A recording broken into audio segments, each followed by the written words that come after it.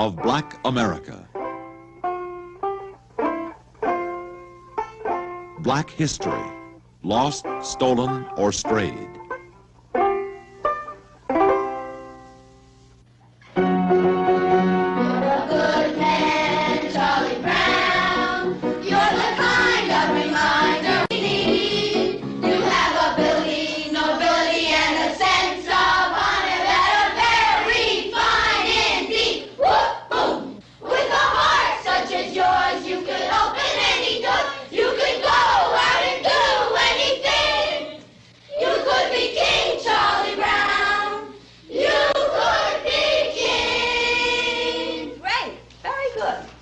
We'll go to lunch now, and this afternoon we'll continue with our meeting.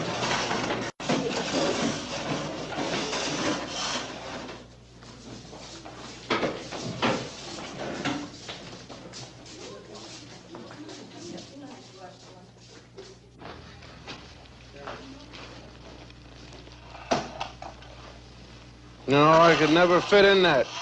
Never get in that at all. This is more like it. Now, what's the whitest thing you know? Whiter than the driven snow, whiter than the whites of your eyes? Sugar. Non-integrated, non-black, sweet sugar. But you see, there is a black man in your sugar. His name is Norbert Rillier. Norbert Rillier in 1846 invented a vacuum pan, revolutionized the sugar refining industry. Now, you have to dig to find that fact. I mean, it's not much history, but it's still history. Now, what do you stand in? In your shoes. Now, there's just you and your shoes, isn't there? Nope. See, there's a black man standing in your Oxfords with you. Sharing your soul and your heel is a man, his name is Jan Ernst Metzelger. And in 1863, this is a drawing by the kids, Metzelger invented the machine that made mass-produced shoes possible. Now, you have to dig around for that fact, too. And again, it's not much history, but it's history.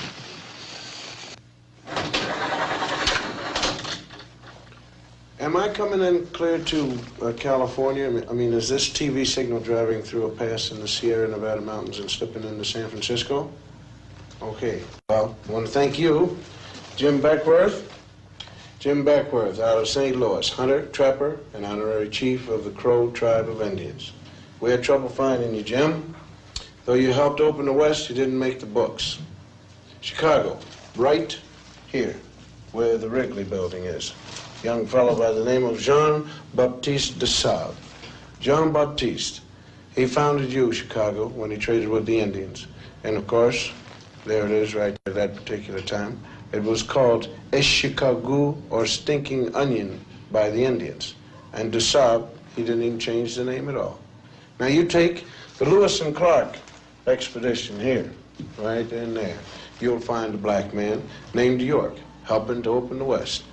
Those men are trying to wash the black out of York.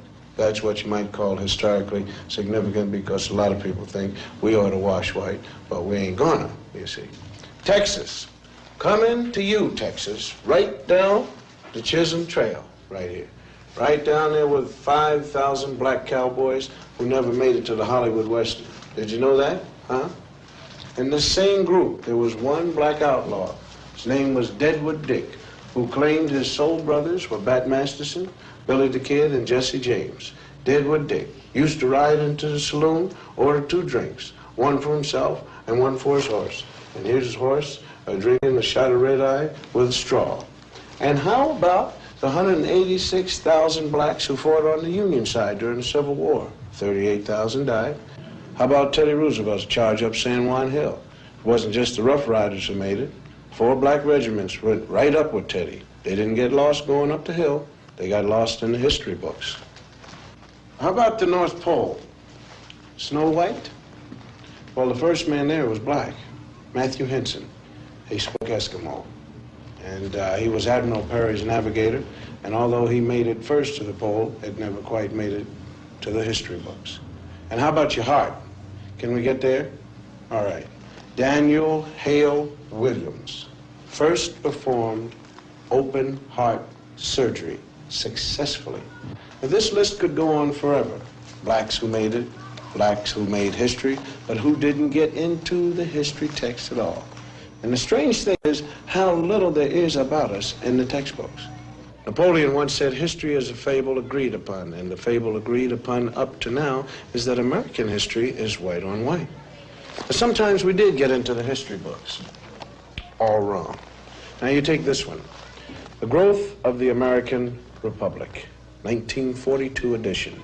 Samuel Eliot Morrison, Henry Steele Commager. Quote, as for. This has to do with slavery. As for Sambo, Professor Morrison. Sambo, Professor Commager. As for Sambo, whose wrongs moved the abolitionists to wrath and tears, there is some reason to believe that he suffered less than any other class in the South from its peculiar institution. Peculiar institution means slavery. Although brought to America by force, the incurably optimistic Negro soon became attached to the country and devoted to his white folks. Unquote. Those lines were written by two Pulitzer Prize-winning white Northern professors.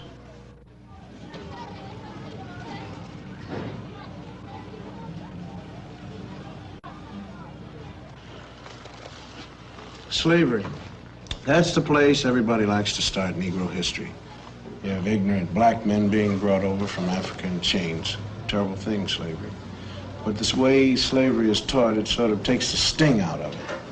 Because the way it's usually taught, people think that we Afro-Americans started with nothing but little grass skirts like the kids in the Tarzan movies. And though America gave us slavery, America kindly gave us religion and a lick or two of education. And when we get more jobs and more education, then up from slavery.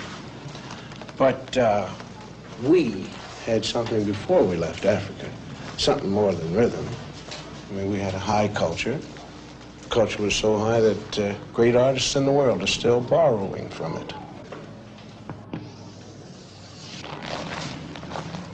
Now, here's a sculpture by an unknown African artist. And here's what Paul Klee took from him. Now, here's a work by an unknown black African, and Pablo Picasso liked what he saw. Another African design, and Modigliani swiped it, or he was influenced by it, or whatever polite word you want to use. Another black African artist, and Picasso didn't change it very much. I mean, when you look at this copy, you got to give us a little more than rhythm. You got to give us style. Now, if you tell the history of slavery right, you got a big problem on your hands. The slave trader didn't take some savage out of Africa. He took a human being. He sold him like an animal and separated him from his family. America invented the cruelest slavery in the history of the world because it broke up black families. After slavery was over, America kept breaking up the black man's family. And that's some awful history to teach. Now, if you want to look history right straight in the eye, you're going to get a black eye. Because it isn't important whether a few black heroes got lost or stolen or strayed in America's history textbooks. What's important is why they got left out. Now, this country has got a psychological history. There was a master race, there was a slave race. And though there isn't any political slavery anymore, those same old attitudes have hung around. I mean, the burning part of Burn, Baby Burn is right here in this classroom. We want to thank Mrs. Lovely Billups and the whole gang here at the 4th grade for the brilliant and intelligent artwork that they've done here to make this whole broadcast sing. I want you guys to keep pretending that I'm not here. You're doing a great job, and just keep on drawing and reading and writing, doing what you have to do, because I'm going to talk about some other kids. Not you, Mary, John, and Bob. These are kids from other schools. Did you know in some states it used to be against the law to teach blacks to read or write? Nowadays we're getting these integrated schoolrooms, and most people think that if we get enough teaching and enough jobs, everything is going to take care of itself. But there is a scar of history running right through kids as young as these. It tears you up if you know how to look at drawings kids make, because kids shouldn't know much about history and anything about discrimination. I mean, nobody hates little black kids, but why do some of them cause so much trouble?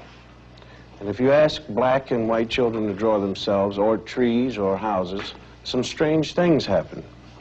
We asked some ordinary white kids from ordinary families to make some drawings for us. Like, well, let's call him John. John's white, and we asked him to draw himself. This is John. This is his house, and this is his tree. Then we asked a black kid, let's call him Ralph, to do the same thing. This is Ralph's drawing of himself. This is his tree. Now, why should two kids of the same age draw so differently? Enter the expert. This is Dr. Emmanuel Hammer, psychiatrist specializing in children's therapy. Well, let me illustrate it for you. Let's take these drawings. No matter what a child draws, he's really picturing himself. Ask a secure child to draw a tree, and he's likely to draw a bountiful, spreading tree. A black child drew this tree, cut off in its growth, stark, bare, ungratified. It works the same way with drawings of people. Normal children, average drawings. The mood is happy, the child feels capable, the drawings are complete, and the arms are developed to emphasize strength. These children were old enough to draw complete figures. The significant fact is what they left out: arms, hands. A child may sense that a situation in life is so powerless that he himself is equivalent to an armless man. My own study reveals that armless people appear 3 times more frequently in the drawings by black children than those by white. The faceless beings suggest that these youngsters not only feel themselves to be less than they might be, they don't even feel themselves to be. The black child who is forced to live in a hostile world may disappear in self-defense. He drifts through life feeling like a shadow. He stops caring, and he stops trying. A child who has this on his mind cannot be a child. A child who has this on his mind could want to burn down cities when he gets older. The whole confusion was summed up by a black 9-year-old in these 2 paintings. This is a 9-year-old boy draws a white man, Robin Hood maybe. And this is how the same boy draws himself.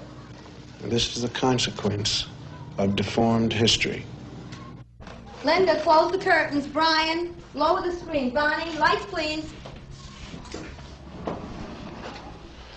In the past 50 years, 33,000 feature films have been made in the United States, and about 6,000 of them have had parts for black actors. For the most part, the black portraits have been drawn by white writers, white producers, and white directors for a white audience. Most black parts were the way white Americans wanted them to be. The black male was consistently shown as nobody, nothing. He had no qualities that could be admired by any man, or more particularly, any woman. When the sun goes down, the tide goes down, the dark gather round and they all begin to shout, hey, hey, Uncle Dudley is free to... White people didn't like to think much about them, sort of like a relative you got in a rest home. I mean, happy darkies, dancing and singing was all they wanted to hear about. Being good Christians, the whites out front liked to think the blacks out back were kind of happy.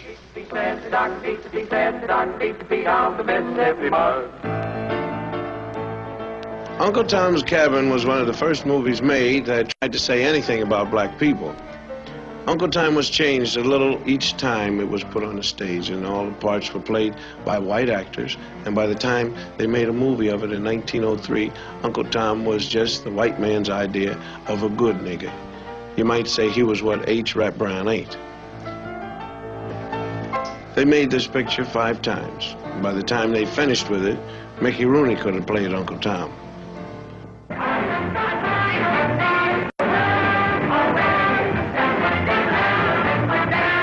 Minstrel shows started as the black man's entertainment for himself and the plantation owners.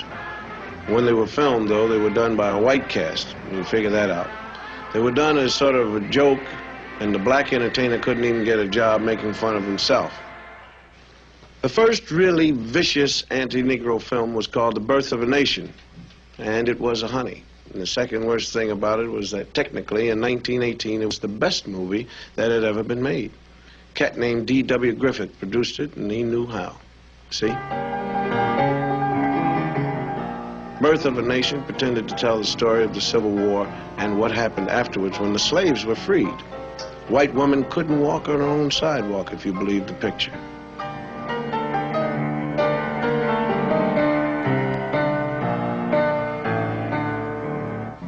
In the South, Negroes got the right to vote, and the movie showed black vote collectors refusing to accept white votes, and black people sneaking in extra votes. And if these black bad guys don't look very bad to you, it's probably because they were white actors wearing burnt cork. Negro legislators took over in the South, and in the film they were made to look like apes. And this was the movie version of how it looked in the Southern state legislature. They drank whiskey, they ate chicken with their hands in the State House, and they put their feet up on the table with the shoes off. And of course they passed all sorts of crazy laws according to the film, like anybody could marry anybody they wanted to. It was obvious to anyone who saw this picture that Negroes weren't fit to govern themselves or anyone else because they really weren't people.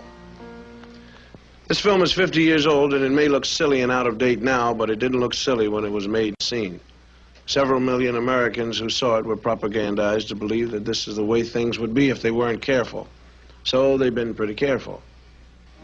Colonel Cameron, a former officer in the Confederate Army, is all upset over the way Northerners and the freed slaves are changing his South, taking the mint julep right out of his mouth. So he takes a walk one day while he's worrying about it, and he sees two white kids playing, and then four black kids come along. Being hardly human and naturally afraid of ghosts, the black kids run. Colonel Cameron sees the whole scene, gets his great idea. And with this, that great white all-American organization, the KKK, was born.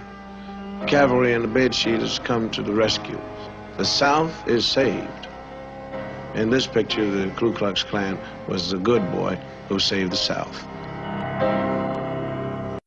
Most Hollywood films, though, even the early ones, weren't really nasty. Nobody was sitting around saying, hey, let's take care of the niggers. What producers were doing was making money.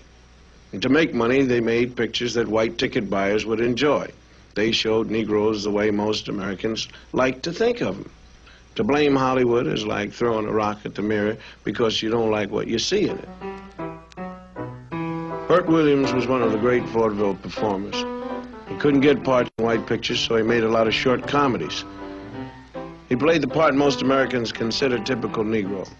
It wasn't bad, really, just lazy, stupid, and happy the way he was. And his feet hurt. He was afraid of most everything. And when he was scared, he shook and his teeth chattered. Unlike a scared white man, the black man's eyes could pop out of his head. And when he was scared, he was so scared he couldn't talk. And he was also so scared he couldn't run.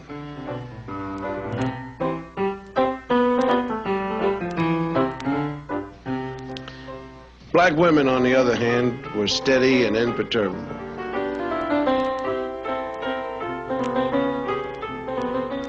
They stood like a rock on the face of things that scared black men.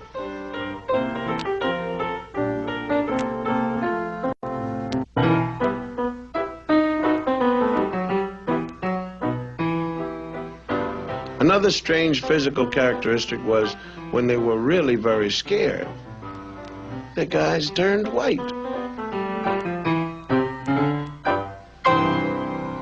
When you look back on these old films, the patterns come jumping out at you.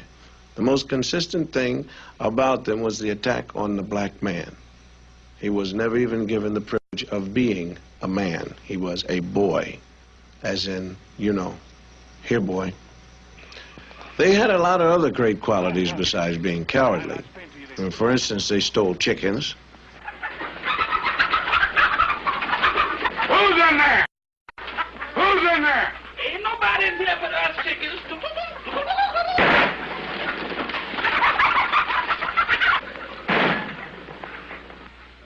They shot craps. That's your papa talking to you now, Dice. Come on. Just hit them one more time.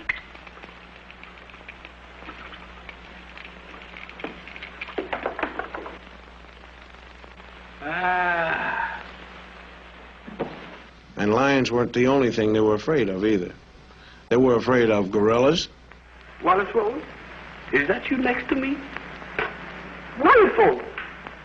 Is that you next? Now, come on, Wallingford. Now, don't start laughing. Come on, tell me the truth. Is that you next to me? Wallingford, please say yes, that's you.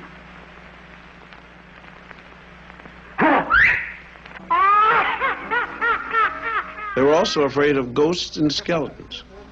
Jeff? Is that you scratching my head? Jeff? Jeff! Now, come on, now, what are you looking at?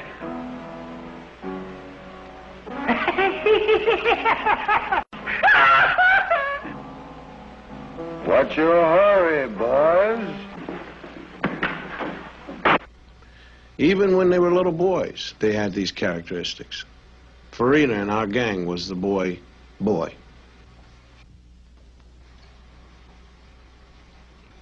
The tradition of the lazy, stupid, crap-shooting, chicken-stealing idiot was popularized by an actor named Lincoln Theodore Monroe Andrew Perry. Cat made $2 million in 5 years in the middle 30s, and everyone who ever saw a movie laughed at Steppin' Fetchit. Come out, wherever you is, wherever you be, wherever you do. Come out, wherever you am. How's the government looking for you? Where you going, stranger? You scare somebody stiff like that. I'm looking for hillbillies as you were. I ain't saying I am, I ain't saying I ain't. Well, that's close enough for me, because I'm tired of walking myself. The government told me I got to bring in a hillbilly, so you come go with me to Washington. I ain't a-going. That's the color of another horse. Well, I tell you, you don't go for me. We go for the Navy. No. I go for the Navy. Well, I tell you, go for the Army. No, I won't go for the Army. No, I won't go for It's too bad he was as good at it as he was. The character he played was planted in a lot of people's head, and they remember it the rest of their lives as clear as an auto accident. What's that? Are you an Indian? Yes, I'm Indian. Man, you don't know.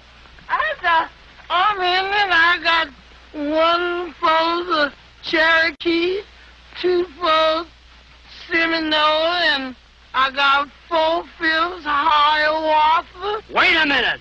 Hiawatha was a woman. I can't help it. I got 4/5 of her. He played in movies with other actors who were as American as Mom's raspberry jello. If they accepted the stereotype, how wrong could it be? Judge Rickon, can I see you some, please? Well, I'm pretty busy. Yes, sir, but I just want to ask if you heard about it. Hear about what? About over at my house, night before last. Oh, another baby? Yes, sir, you sure guessed that you heard. What's his name? Oh, we call him L.R. Elias Rigby Livingston. Oh, named him after me, did you? Yes, sir, Elias Rigby. I told my wife, Ethel, I said, honey, I know Judge sure gonna be gratified. Well, of course, yes, I appreciate the honor. Yes, sir. I suppose a compliment, and I ought to do something for you. Yes, sir, that's what I thought. If you come over to my place tomorrow, and I'll give you a job. Yeah. Raking leaves. I asked him to wait. All-American little Shirley Temple played a lot of parts that involved her with black actors. She was always real nice to them. Oh, James Henry, you always do it wrong. This is an imitation Steppin' Fetchit named Willie Best with Shirley.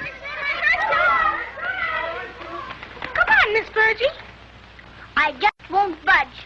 I'll show that them, I'm not. The cute little white girl was brave and strong in the face of danger, and the big black man was stupid and cowardly. What are you afraid of them for? Oh, honey, child, them Yankees is mighty powerful. They can even change the weather. Yes? Whenever they come around, I never know whether it's winter or summer. I'm shivering and sweating at the same time. James Henry, serve these cookies to Master Harold and wipe his chin. Yes, ma'am, Miss Bud. She was good to them, and they were good to her. Sort of a master and pet relationship. How would you like to see Uncle Billy dance? All right, James Henry, let's get going, son.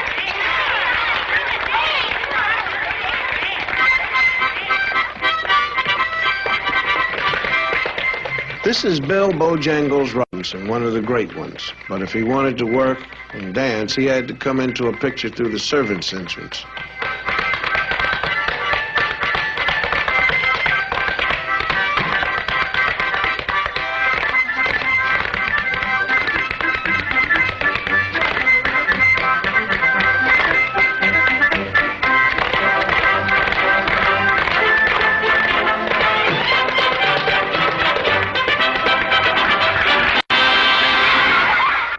Shirley was good to children, too. They loved their little mistress, and she treated them real good. Hello, Sally Ann. Just like they were equals. Go on now, Sally Ann. Miss Virgie, please, ma'am. We all done come here to wish him many happy returns. That's it. Many happy returns of the day. And we all done made you a darling. Here it is. Miss Virgie, there was more I had to say, but Emmy, I forgot it. You said everything, Sally Ann. Don't you worry. This is the very nicest present I got. Thank you ever so much. Yes, indeed, children. It was very thoughtful and sweet. Come now, dear. I'll see you later, and I'll save you some cake. We'll be waiting. I suppose it might have surprised a lot of Hollywood writers and producers to know a scene like that could actually make a lot of people, mostly black, sick to their stomach. This is a lot of fun, isn't it?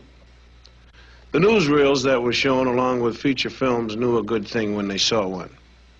They helped keep all the black cats in their place. Nobody black ever did anything very newsy in a newsreel.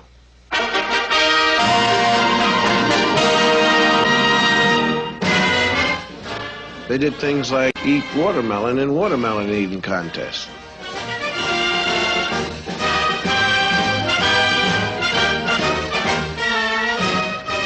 Then another favorite for the newsreel cameraman was to film people throwing things at them. Good sport. Some college football publicity man decided this was a good idea. And there were a lot of very funny golf pictures. If you weren't black, they were funny, I guess. Lie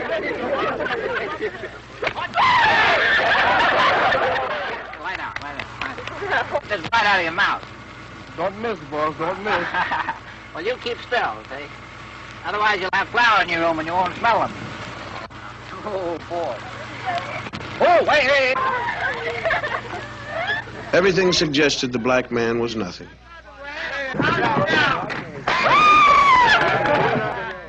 Hollywood adopted a sort of British attitude toward black natives of other countries. They were always sneaking around the bushes, you know, carrying stuff on their head.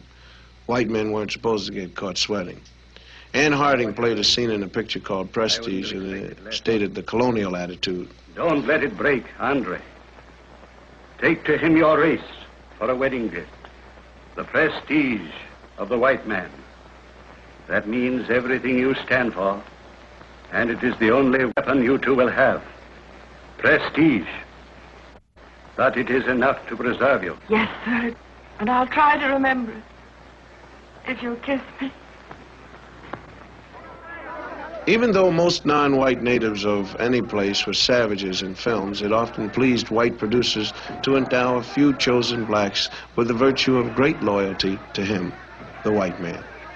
Here's one defending Ann Harding to the death. There was always one loyal and true black man who would do anything for his master.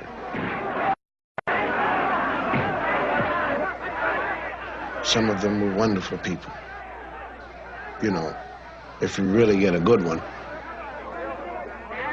Mostly, though, Negroes were not heroes. They were a bit part servants, railroad porters. Watch your steps. Watch your steps, sir. Well, this is your destination, folks. They made very good chauffeurs. Looked good in their caps. Good morning, Colonel, sir.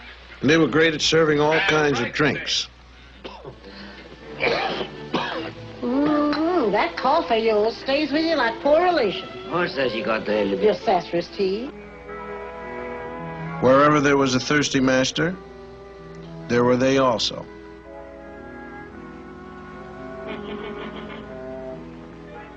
Mom, Beck. Fleda and Jemima. Will you have enough? I don't know if I can stretch one small chicken, but as long as the water's running, we'll have soup enough. Lottie, will you take Kay upstairs and wash all that goo off her face and give her a good... And one question they never answered. When the Negro woman was taking care of the white woman's kids, who was taking care of hers? They did all kinds of odd jobs around the picture, like walking horses. When they weren't walking the horses, they were out back playing craps, of course. Recreation. They met people at the station for their masters. Is you folks, We've come all the way from Ireland. Mr. Milford's expecting us. Mr. Milford. Yes'm, you is which I'm looking for. I'm Mr. Milford's boy. His boy, you say? Yes, sir. Murphy's the name, sir. Did you say Murphy? Yes, Miss Murphy. They calls me Walking Murphy. Walking Murphy? Yes, sir. Most of us Murphys down here just sit. I walk. They make wonderful servants, all kinds in pictures. Dumb but loyal. Yeah. Jack, isn't this a beautiful night? I just love parties, don't you? I beg your pardon? Thank you kindly. Yes? Hello? Oh, this is Berrigan residence.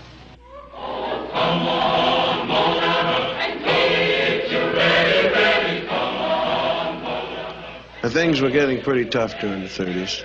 And a good thing for a lot of black actors was that they made a movie called The Green Pastures with, like they say, a cast of thousands. It gave a lot of people work, but it had all the old stereotyped characters. It was clever and funny and all black. But it was a white man's picture. I'm the Indian. Henry, you sure got the prettiest wings. Oh, they're just my old ones. Cigars, gentlemen, cigars. Yes, have yourself. Cigars, gentlemen, cigars. Oh, Lord, the smokehouse is empty. Oh, Lord, let me get them groceries. Oh, Lord, let me see that little six. Where? Come on, you gonna feed me or not? Hey! Why, you just a little boy, gambling and sinning and doing tobacco like you was your own pappy. And you've been drinking Sonny Kick Mammy wine, too. You gamblers ought to be ashamed of yourself leading this boy to sin. Well, he's the best crapshoot in town. You find my mammy, do more than I can. While Hollywood was turning out films, radio came along and decided to get in on it, too. Two white fellows from Chicago invented two black characters they named Amos and Andy. They played their parts on the radio for 30 years. This is them doing their bit. Well, Brother Crawford looks pretty good since he's been here at Palm Springs, don't he? Yeah, looks like his wife done beat him on the... When radio moved over to let television in, Amos and Andy went with it. These two white cats couldn't play Amos and Andy where you could see them, so what they did was they had a black cast. The cast was different, but the stereotypes were the ones that the white people had come to know and love. They were shady characters with money. Well, I got the books right here, and they're open to each and every brother, complete inspection. Get your hands off of that thing there. So you want to see the financial books, huh? Yeah. Well, there he is. There he is. You done see them. The meeting's adjourned. They were still slow and lazy. Are you sure they are not here? Oh, yes, they told me so themselves. Have them report to our office right away. I sure tell them, all right. I got to They had trouble with the English language. Misused words a lot. And Mr. Brown, my new secretary here, ain't gonna have no time for no extracurricular activities. And I'm telling you now, as long as you have that secretary in your office, I'm going to work as a secretary myself. Oh, give me an ultimatum, huh? Well, I'm putting my foot down. They had trouble with women. And it was always the women who were dominant. Come on, Herman. Mostly black actors aren't playing the old stereotypes anymore. There are people who say they're playing a new stereotype. Sidney Poitier is always helping some little old ladies across the street, whether they want to go or not. The black people in this country got a bum deal for a long while, and it won't hurt much if we see a little of that now and then. Stanley Kramer has let us use some scenes from Guess Who's Coming to Dinner. You look at these and remember Birth of a Nation. This is the opening scene when Catherine Hutton is bringing Sidney home for the first time. This is Dr. Prentice. John, Miss Matilda Binks. Pleased to meet you, Miss Banks. I've certainly heard a great deal about you. Katharine Hepburn and Spencer Tracy are the girl's parents. Thank God he's right. She's 23 years old, and the way she is just exactly the way we brought her up to be. We answered her questions. She listened to our answers. We told her it was wrong to believe that the white people were somehow essentially superior to the black people, or the brown or the red or the yellow ones, for that matter. People who thought that way were wrong to think that way. Sometimes hateful, usually stupid, but always, always wrong. That's what we said. And when we said it, we did not add, but don't ever fall in love with a colored man. Sidney tells it like it is to his old man. You and your whole lousy generation believes the way it was for you is the way it's got to be. And not until your whole generation has lain down and died will the dead weight of you be off our backs. You understand? You've got to get off my back.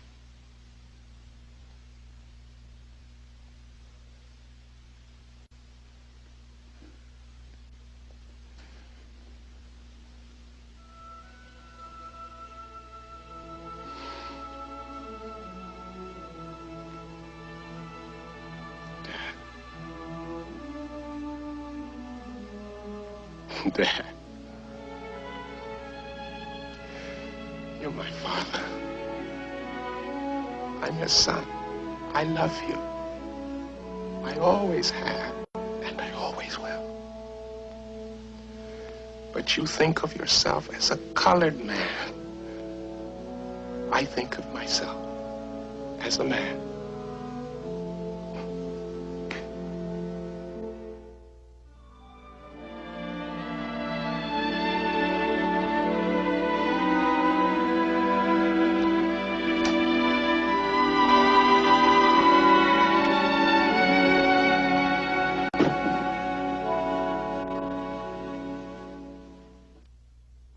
By the time the world of movies and the world of education get into the streets of black America, some strange things happen.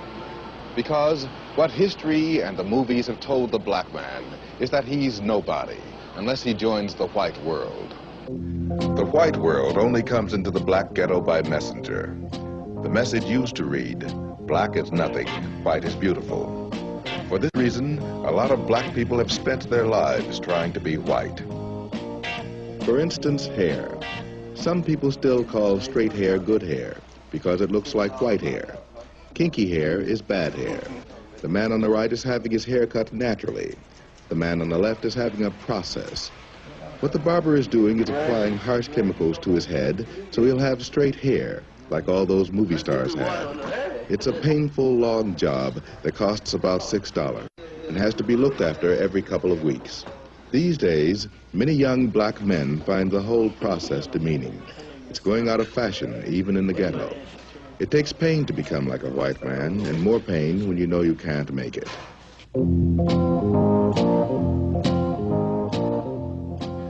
For a while, it seemed to the black community that the way to escape was to get as rich as possible and look as white as possible. And as affluence came to some black people, all the lessons of history and all the lessons of the movie seemed to be succeed on the white man's terms. So, the middle-class Negro took the white man's dreams and tried to make them his. Today, many middle-class Negroes have the education and the money to provide themselves with all the white man's dreams but one: universal social acceptability. He has not yet been able to join in any normal or casual way the white man's affluent society, so he has his own. The white man's attitudes still exclude the black man and the black woman. There's a fallacy in this country that says that any man by his merits can make it. That is not true. Do not believe that. It is not true. Because any man in this society cannot make it. That's where the whole fallacy is. The white man keeps saying to you, if you just stop being black, if you just stop shooting your people on Saturday night, if you just stop talking Negro dialect, if you clean yourself up, get yourself a job, you're going to make it in this society. It's not true. I know for myself, I have a master's degree in social work, and I know that people won't accept me. And I was an honor student, and I know I can make it. They won't accept me. They don't discriminate against me because I'm a Christian. They're discriminating against me because I'm black. The message down here is coming in stronger. It's be yourself, be black. The new generation of black young Americans is asserting itself in a new and possibly disturbing way. Many black Americans are giving up on American society. If you can't wash white, even if you have the money, if you can't wash white because you're basically black, what you do is react, sometimes radically. Here is a measure of the reaction to white is beautiful. This is a storefront school in Philadelphia. The children are being given a black preparation before they enter the city's schools. They're not especially gifted children, they're just from the neighborhood. One black man named John Churchville put it all together and financed it himself. Right? You understand that? Yeah. All right. A number is a concept of quantity or an amount. That is wrong. No. A number is a concept of quantity or an amount. That is dead wrong. He's not only teaching new math to children whose ages range from 17 months to 5 years, he's decided to give them the emotional armor they need to protect themselves against the education they're sure to receive when they start kindergarten. Anybody tells you something wrong, are you going to do it? No! All right. What do you want, Janelle? I want freedom. When do you want it? I want my freedom now. No, you have to wait till next week, Janelle. You can't have it now. Can you wait till next week? Yes. Okay. Sit down. All right, young man, stand up. When do you want your freedom, young man? I want freedom now. You can wait till next week, though, can't you? No. Michael, you just have to wait till next week. You can't have it now. Are you willing to wait till next week? No. Suppose I said that you have to wait till next week. Now, you're going to wait till next week, aren't you? No. How are you going to get your freedom? I will use any means necessary to get my freedom. Any means necessary? Yes. You know, all right, sit down. Young man, what is your name? My name is Eric Houston. Levante.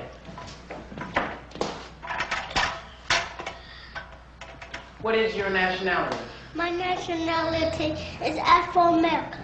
What is freedom? Freedom is black power. What is black power? Black power is...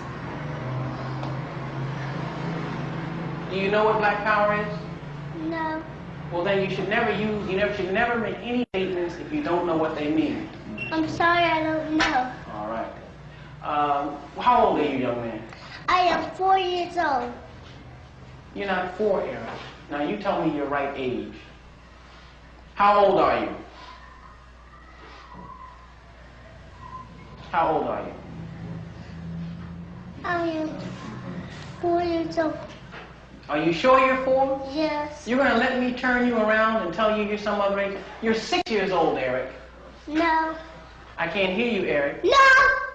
Are you being frightened by me? No. I'm the teacher. I said you're 6. I am 4 years old.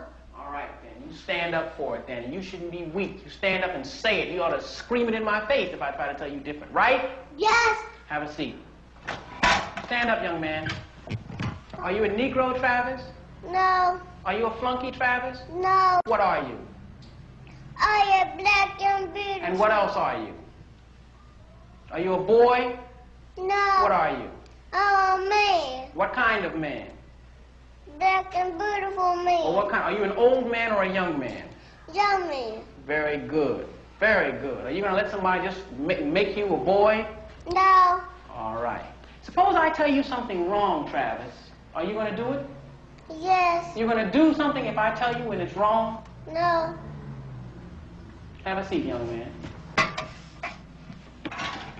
Eric, you're going to be reasonable, aren't you? No. Come here. Here you are, fine young man, right? Yes. Are you going to be scared of me? No. Are you going to be scared of some president of the United States? No. Some mayor? No. Some policeman? No. All right. You're a Negro. Yes! You're a Negro, Eric. No. Somebody pass me my stick. I said you're a Negro, boy. No. You're getting mighty soft. You're a Negro. No. Very good. All right, sit down. You, young man, you come here.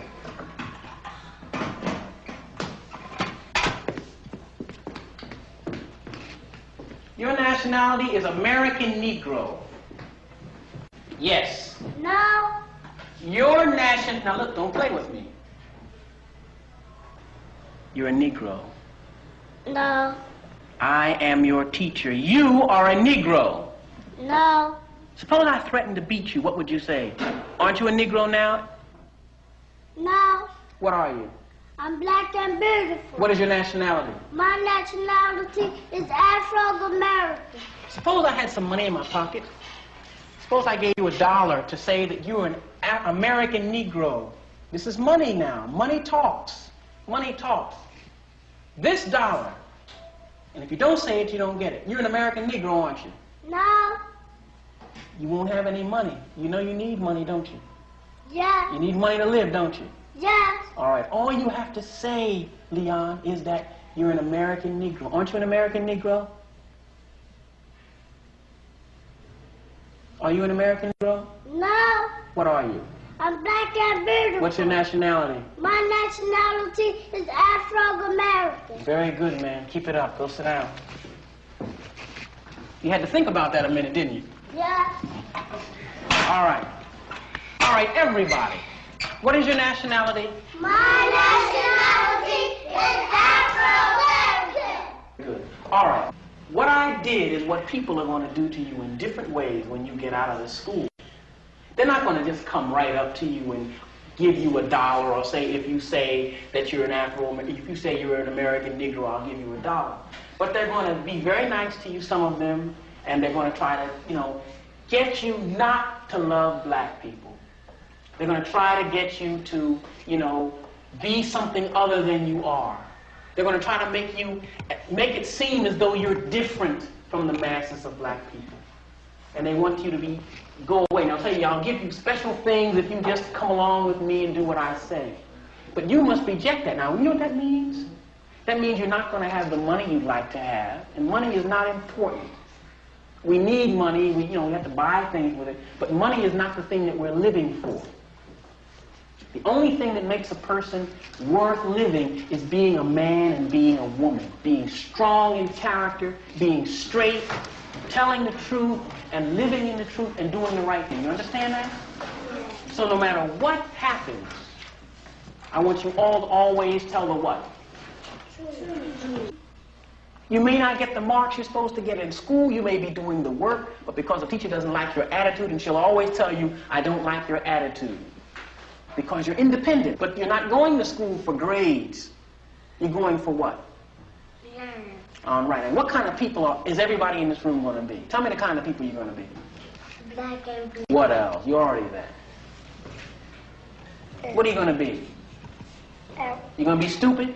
No. What kind of people are you going to be? Excellent. You're going to be excellent. And what else? Yes, ma'am. Strong. And strong. And what else? And good. And good. And what else? And genius. And a genius. And what else? I'm looking for another word. All of you are geniuses right now, and you'll be better than that. What else? I'm looking for a word that begins with a B. Brilliant. Brilliant. And brilliant really means to shine. And all of you will shine. All of you are really going to be brilliant. Good enough. All right. How does everybody feel now?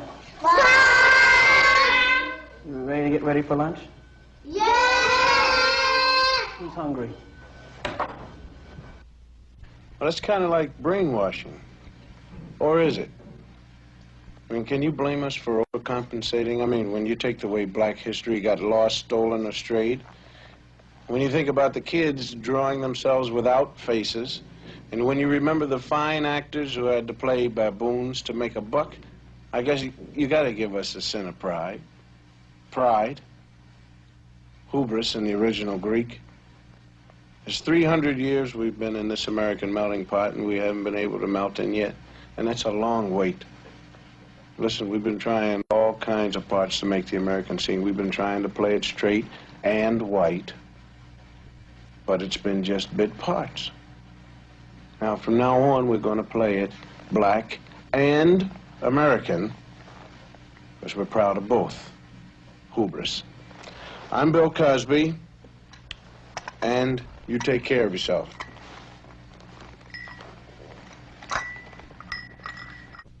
All right. What is a set? A set is a collection of objects. What is a subset? A subset is part of a set. What is a member? A member is one unit of a set. What, in terms of set comparison, does larger mean? I mean, everybody together. I'm going to ask you all the questions. Let's see if you can do it. All right? What is arithmetic? Arithmetic is the science of numbers. What is the number? A member is one unit of a set. What is, in terms of set comparison, what does larger mean? Larger means a set that has more members in it. In terms of set comparison, what does smaller mean? Smaller means a set that has less members in it. All right. All right. Now, quickly, look up on the board, relax, but think very quickly. You understand? Yes. All right. In terms of set comparison, we want to compare two sets, and I want you to tell me which is larger. The first time around. A number is a concept of quantity